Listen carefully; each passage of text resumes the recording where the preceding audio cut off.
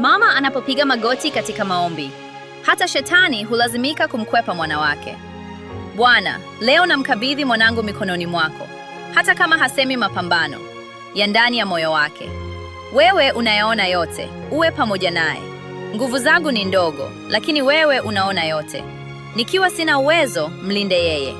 Samehe dhambi zake, uponye majeraha yake yaliyofichika, fariji maumivu yake asiyoyasema.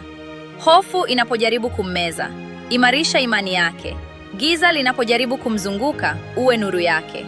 Mfanye awe jasiri, mfanye awe mwadilifu. Umpe hekima, utambuzi na moyo safi. Neema yako imfunike, nyumbani, barabarani, kazini, anapopumzika, katika kila hatua anayochukua.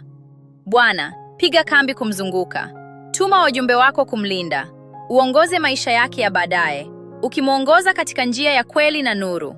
Arudi nyumbani salama popote aendapo, kwa maana wewe ndiwe ngao yake, nguvu yake na mwokozi wake.